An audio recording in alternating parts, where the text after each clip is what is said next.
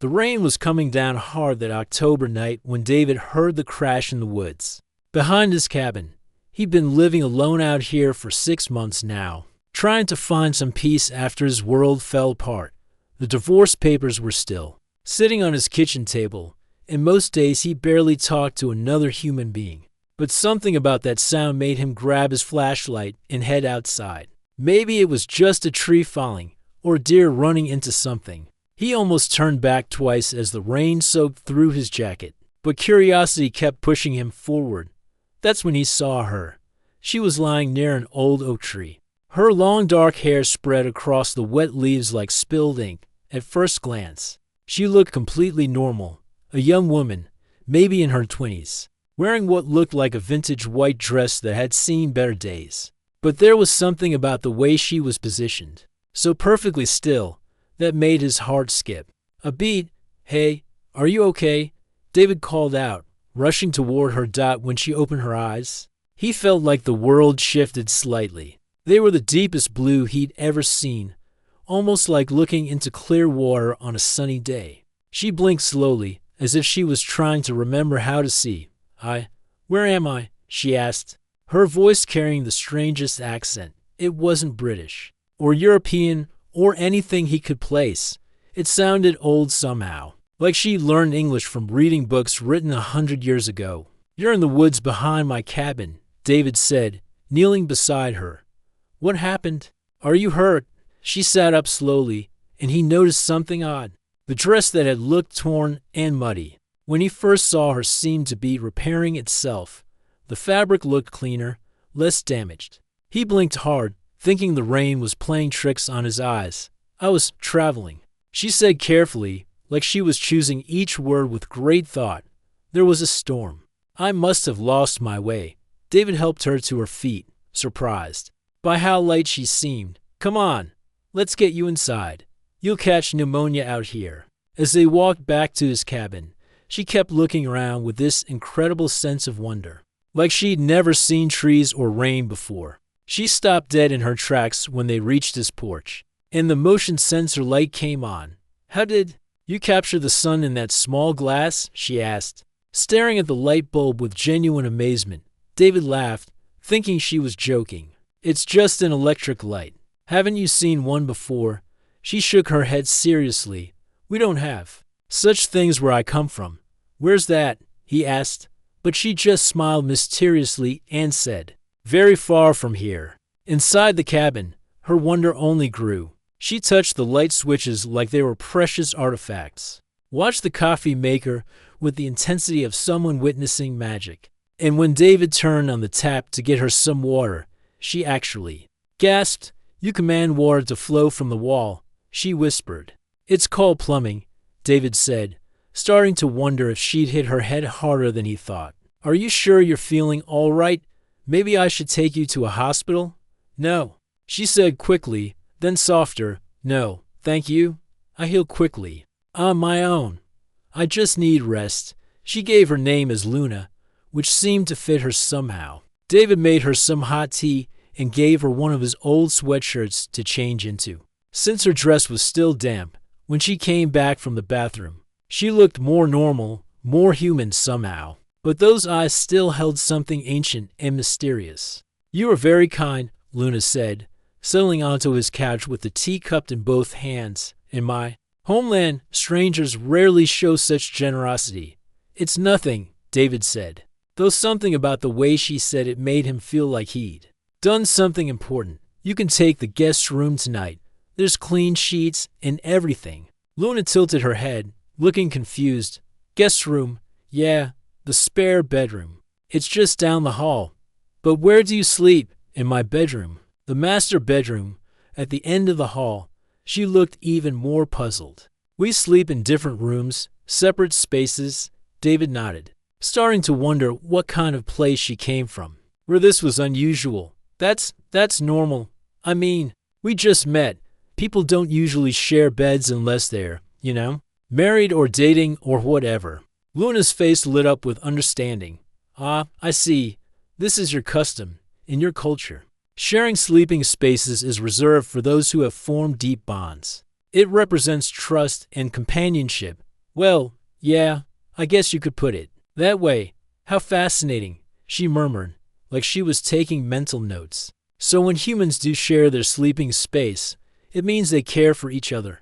They trust each other with their most vulnerable moments. The way she said it made it sound so much more meaningful than David had ever thought about it. Yeah, exactly. Luna nodded solemnly. Your people are wise. Where I come from, we don't have such beautiful customs. Something in her voice sounded sad, lonely even. David found himself wanting to know more about this mysterious woman who talked about electric lights like they were miracles, and sleeping arrangements like they were sacred rituals. Luna, he said carefully, what exactly happened to you out there? How did you end up in my woods? She was quiet for a long moment, staring into her tea. I was lost, she said finally. More lost than I've ever been in my life. And then I heard your voice calling to me in the darkness, and I knew I was safe. The way she said it sent a strange warmth through David's chest. It had been so long since anyone had needed him, since he'd felt useful or important to another person. Well, you're safe now, he told her. Stay as long as you need to figure things out. Luna looked up at him with those incredible eyes, and, for a moment, David felt like she could see right through him, past all his defenses and pretenses, straight to the lonely, broken heart he'd been trying to hide. Thank you, she whispered. You don't know how much this means to me. As David showed her to the guest room and said goodnight, he couldn't shake the feeling that Luna was different from anyone he'd ever met. There was something otherworldly about her, something that made the ordinary cabin feel magical just by her presence. He lay awake that night, listening to the rain on the roof and wondering what tomorrow would bring. For the first time in months, he wasn't dreading the sunrise. Something told him his quiet, lonely life was about to become a lot more interesting. The next morning, David woke up to the smell of something amazing coming from his kitchen. He'd lived alone for so long that he'd forgotten what it felt like to wake up to cooking sounds and delicious aromas. For a moment, he thought he was dreaming. But then he remembered Luna. He found her standing at his stove, somehow making pancakes that looked perfect even though he was pretty sure he only had basic ingredients in his pantry. She was humming something under her breath, a melody he'd never heard, but that seemed strangely familiar anyway. Good morning, she said, turning to smile at him. I hope you don't mind. I wanted to show my gratitude for your kindness. You didn't have to do that, David said, though he was secretly thrilled. How did you sleep? Very well, thank you. Your guest chamber is quite comfortable. She paused, flipping a pancake with surprising skill, though I must admit, I found it curious. To sleep alone, is this normal for your people when you're not sharing trust with someone? There it was again, that formal way of talking about everything like she was studying human behavior from the outside. David poured himself coffee and watched her cook, noticing how she moved with an odd sort of grace, like she was dancing to music only she could hear. Double quotes, yeah. Most people sleep alone unless they're in a relationship, he said. What's it like where you're from? Luna's hand paused for just a moment over the pan. Very different. We don't often rest alone. It's considered unsafe.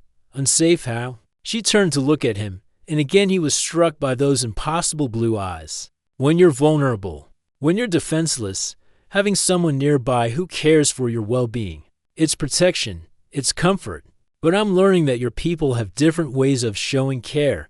David found himself nodding, even though something about her explanation felt like there was more to it. Well, you're safe here. That's what matters. Over the next few days, Luna's questions about everyday things became both endearing and puzzling. She spent 20 minutes examining his refrigerator, asking how he managed to trap winter inside a box. When he showed her how the television worked, she stared at the screen in wonder. Your people have mastered the art of seeing distant places, she said, watching a nature documentary about wolves. This is powerful magic. It's not magic, it's just technology, David laughed. Science.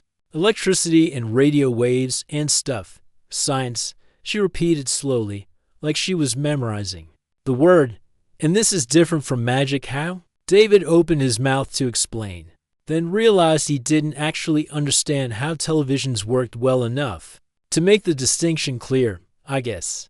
I guess they're not that different when you think about it. Luna smiled like he'd just said something very wise. But it wasn't just her questions that made him wonder about her. It was the little things he started noticing, like how she never actually seemed to eat the food she prepared. Just touched it to her lips and somehow it would disappear from her plate. Or how the plants in his garden started looking healthier after she spent time near them, or how birds would land on her shoulders when she sat outside, like she was some kind of real-life princess from a fairy tale. The strangest thing happened on the third night. David had cut his hand pretty badly while chopping vegetables for dinner. Luna had rushed over immediately, pressing a clean towel to the wound with gentle efficiency. "Let me see," she said softly, and when she moved the towel away, David stared in shock. The cut was completely gone, not healed over with a scab, but gone like it had never happened. That's impossible," he whispered. Luna looked panicked. "For a moment, you must have. It wasn't as deep as we thought." But David had seen the blood, felt the sting. He knew what he'd experienced.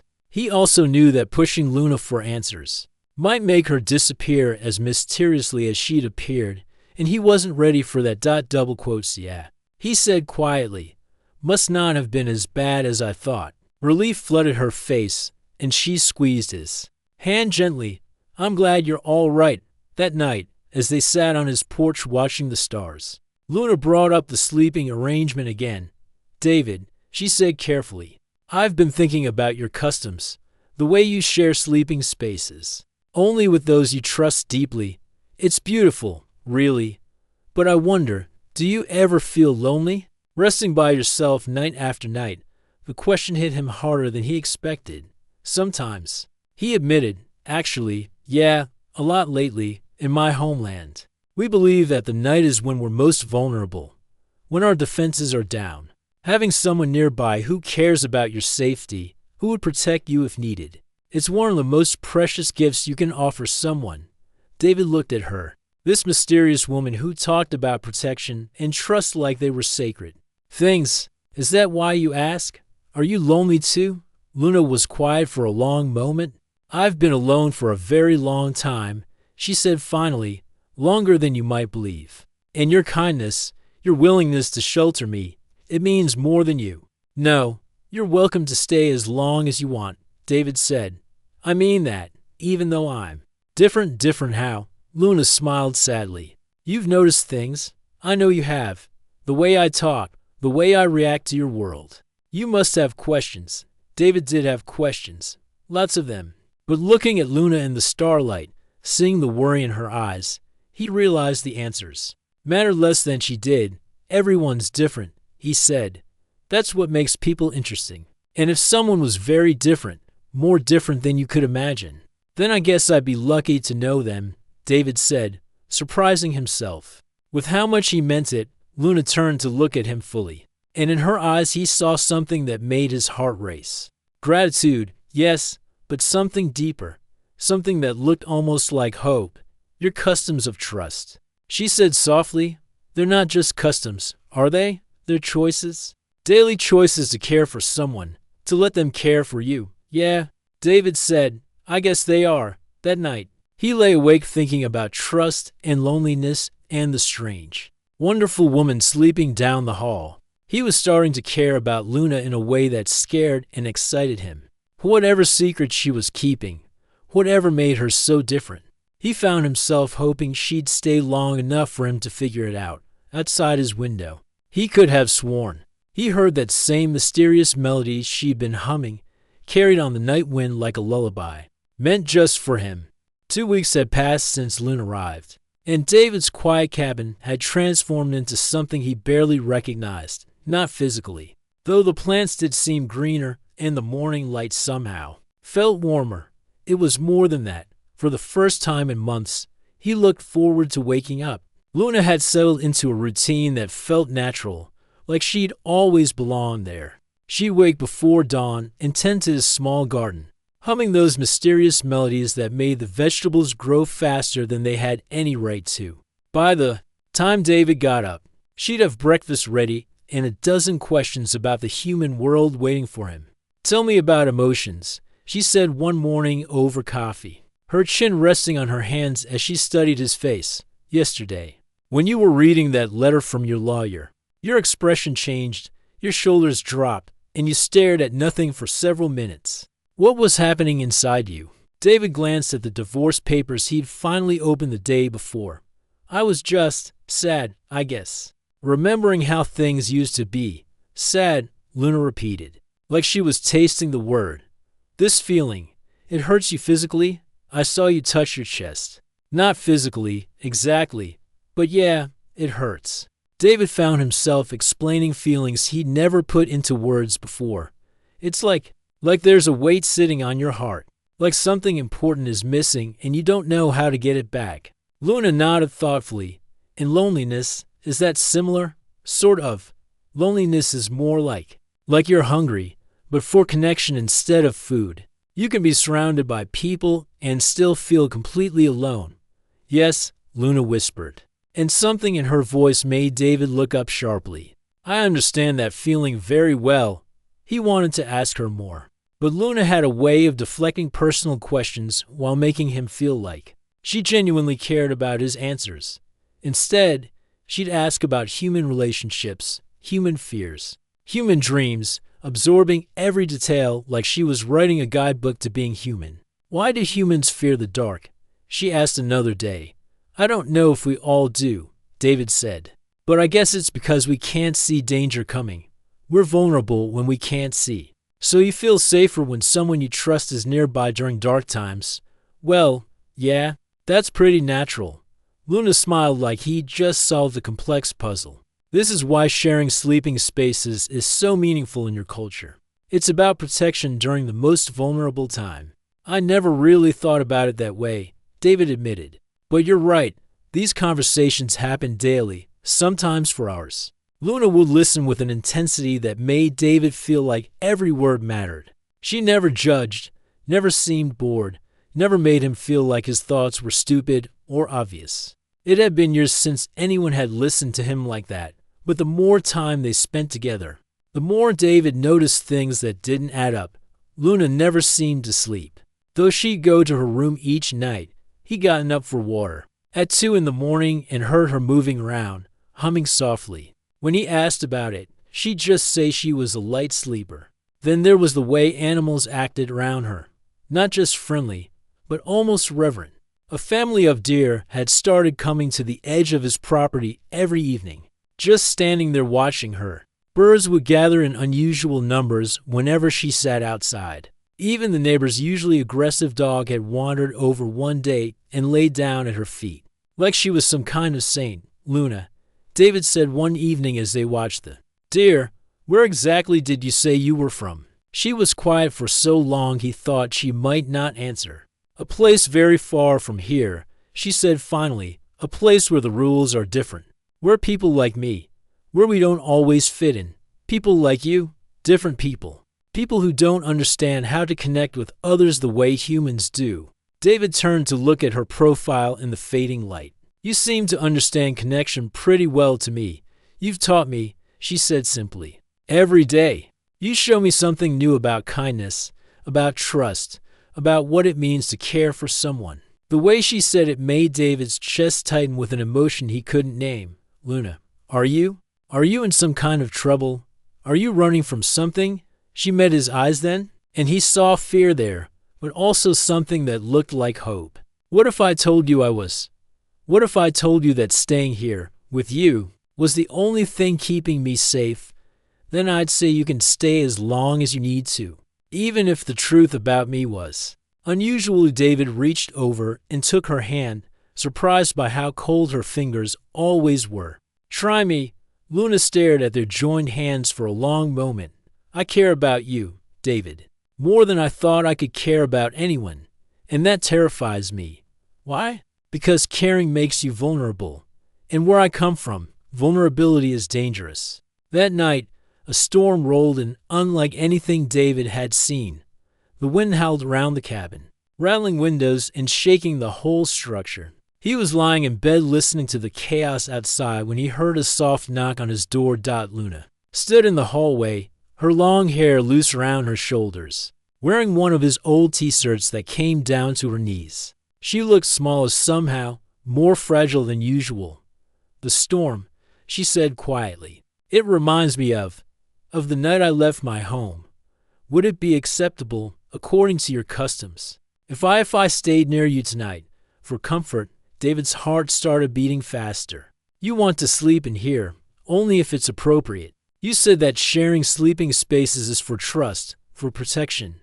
I trust you, David, and I would feel safer near someone who cares about my well-being." Looking at her standing there, vulnerable and asking for comfort, David realized he'd been fighting his growing feelings for weeks. He cared about Luna in a way that went beyond friendship, beyond simple attraction. She'd become important to him in a way that scared him.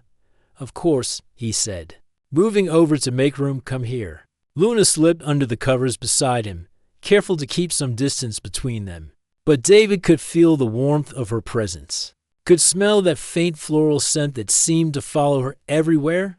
"Thank you," she whispered in the darkness. "In your culture, this means we trust each other completely, doesn't it?" "Yeah," David said softly. "It does."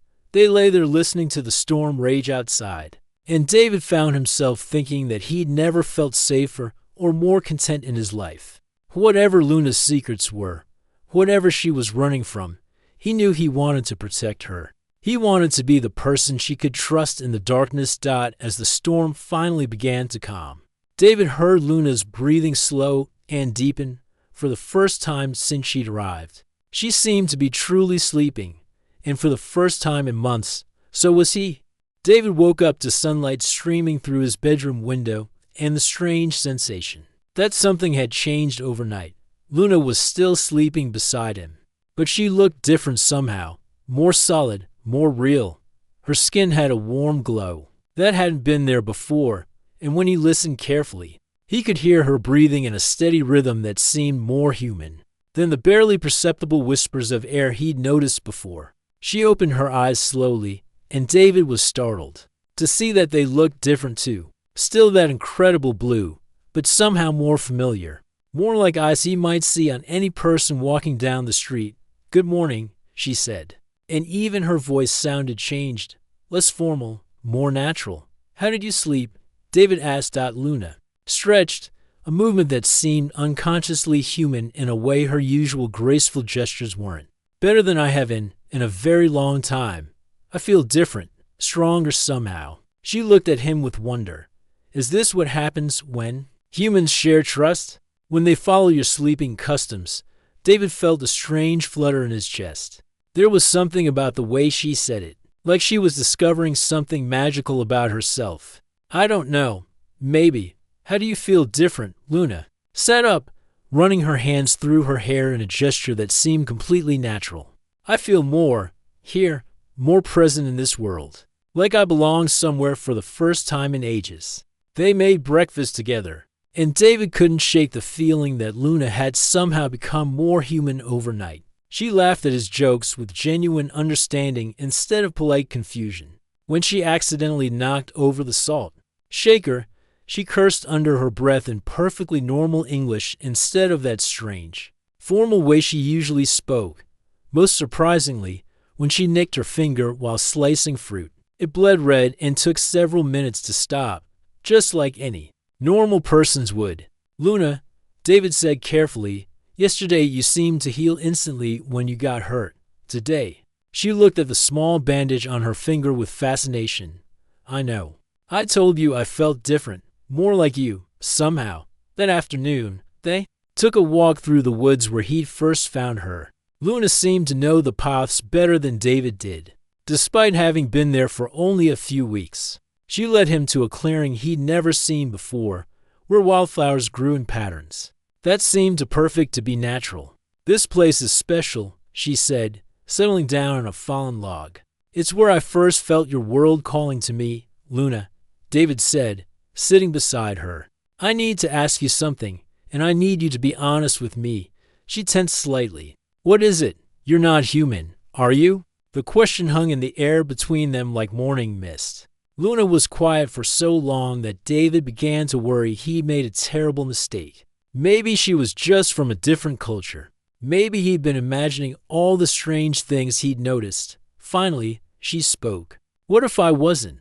What if I told you I was something else entirely? Would that change how you feel about me? David's heart was racing, but not from fear, from something that felt more like excitement, like he was on the edge of understanding something incredible. I don't think it would. I care about you, Luna, whatever you are. Tears filled her eyes, and David was surprised to see them fall like normal human tears instead of disappearing like he half expected they might. I've never had anyone say that to me before, she whispered. So tell me, what are you? Luna took a deep breath. I'm what your stories call Fi, a fairy, though not the tiny winged kind from children's books. I'm from a realm that exists alongside yours, a place where magic is as natural as breathing. David stared at her, waiting for the disbelief to kick in. But somehow, it made perfect sense. All the strange things he'd noticed, her wonder at ordinary objects, the way nature seemed to respond to her presence. Okay, he said simply. Luna blinked. Okay? Yeah, okay. That explains a lot, actually. She laughed, a sound of pure relief. You're not afraid. You don't think I'm crazy, Luna. I've watched you make plants grow with a touch and heal cuts with your bare hands. I've seen animals gather around you like you're some kind of nature goddess. I was kind of hoping you'd turn out to be magical. You were hoping. David reached over and took her hand, marveling at how warm it felt now compared to the constant coolness from before. Yeah, because it means you're even more amazing than I thought. Luna's smile was radiant. There's more you need to know. I wasn't just traveling when you found me. I was exiled from my realm. Exiled. Why? For caring too much about humans. My people, they see your kind as lesser, temporary. But I've always been fascinated by human emotions, human connections. I spent too much time watching your world, learning about love and friendship and all the things we don't have in the Fi realm. What don't you have? Trust, vulnerability, the ability to truly care for someone else without expecting something in return. We're immortal, David. We don't form the kind of bonds humans do because we don't need each other the way you need each other. David was beginning to understand. So when you asked about sleeping customs, I genuinely thought it was a human ritual, a way your people showed trust and companionship. I was so lonely, David. I'd been exiled and was slowly fading away, becoming less real, less solid. But when you took me in, when you showed me kindness without asking for anything back, it made you more human. It anchored me to this world. Your trust, your willingness to share your most vulnerable moments with me. It gave me substance here, made me real in a way I'd never been before. David felt a strange mix of wonder and protectiveness wash over him. So what happens now? Can you stay?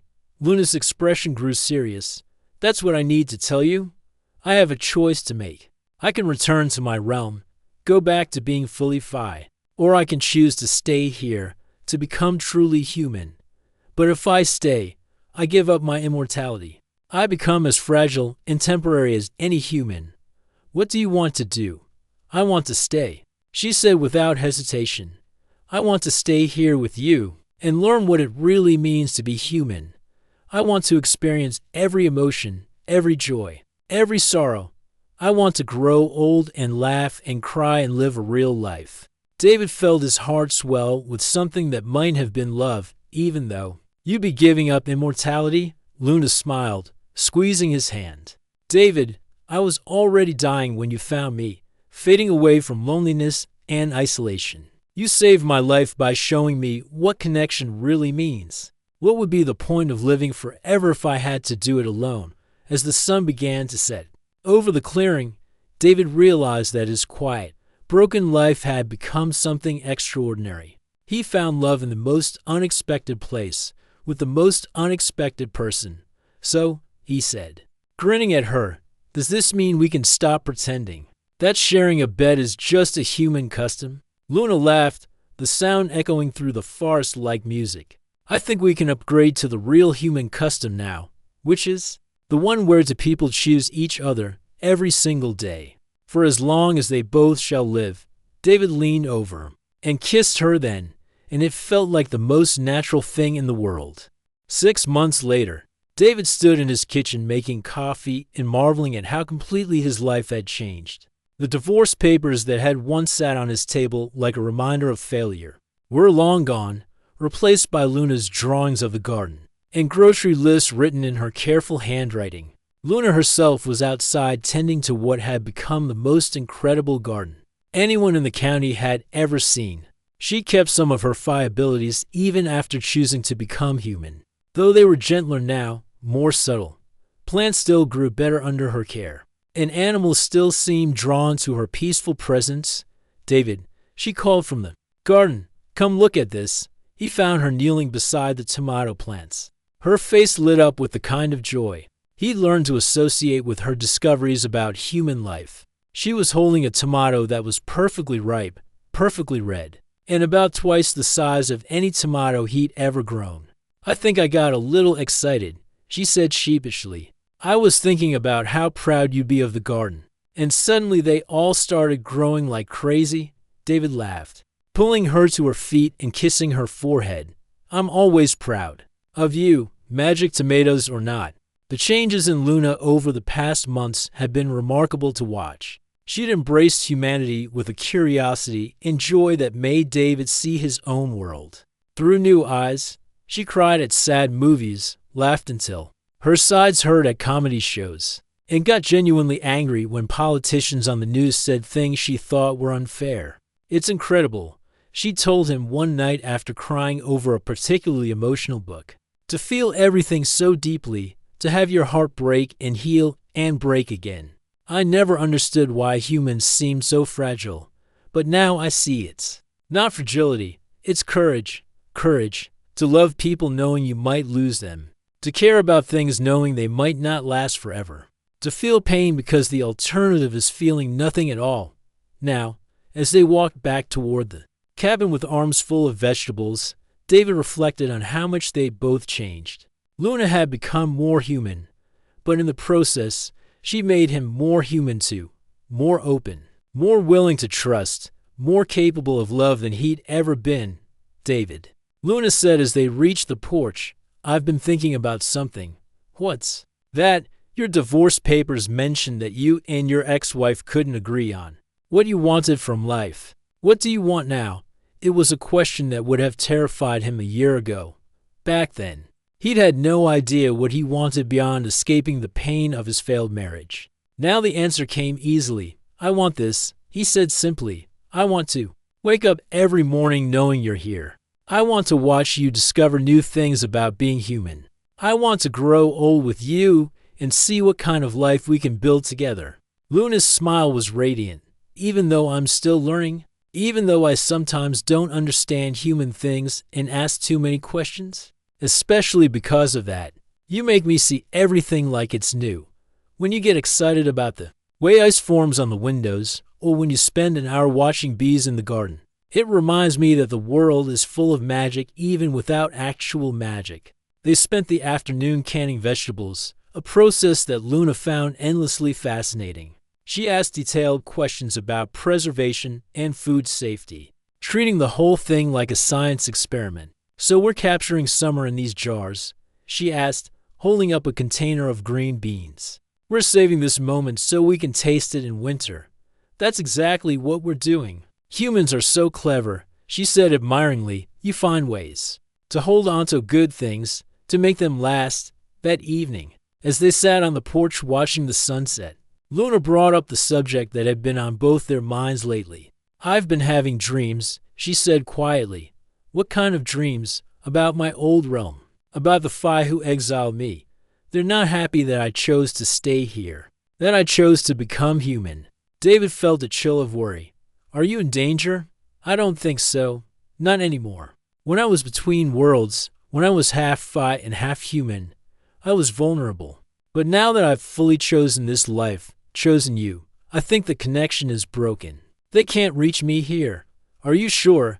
Luna turned to look at him, and in her eyes he saw certainty and peace. I'm sure. Do you know how I know?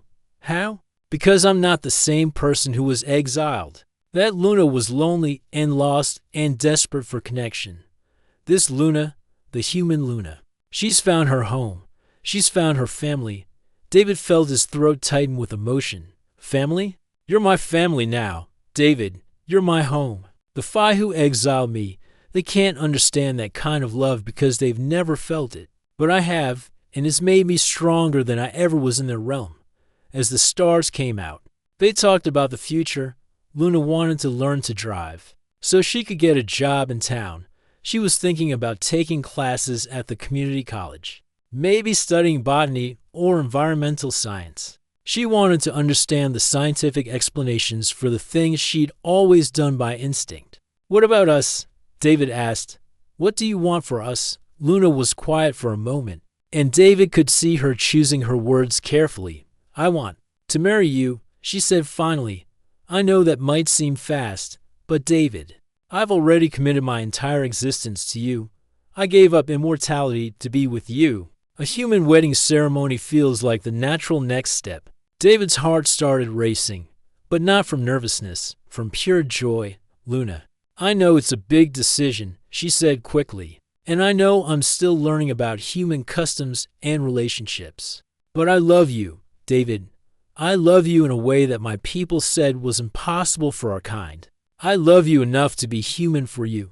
David stood up and pulled her to her feet, taking her hands in his. Luna, you didn't become human for me. You became human for yourself, because you wanted to experience real love in real life. And that's exactly why I want to marry you. Really, really, you're the most incredible person I've ever met, and I can't imagine my life without you. They kissed under the starlight, and David thought about how a year ago he'd been alone and broken, convinced that love was something that happened to other people. Now he was engaged to a former fairy who thought sharing a bed was a human custom, and he'd never been happier. So, Luna said, grinning up at him, I suppose this means we're officially practicing the real human custom now. Which one's that? David asked, even though he already knew the answer.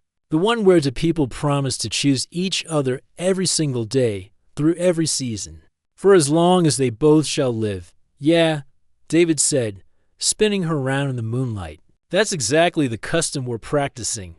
Later that night, as they lay in bed together, Luna curled up against his side in the way that had become as natural as breathing. David reflected on the strange turns life could take. He'd saved Luna from dying in the woods, but she'd saved him from something worse, a life without love, without wonder, without magic. David, Luna whispered in the darkness, thank you. For what? For not correcting me about the bed-sharing thing. For letting me believe it was just a human custom until I was ready to understand what it really meant. David smiled, pressing a kiss to the top of her head. Thank you for teaching me that the best human customs aren't the ones we inherit, but the ones we create when we open our hearts to love. Outside, snow began to fall for the first time that winter, but neither of them felt cold. They had learned that the most beautiful human custom of all was simply choosing not to be alone.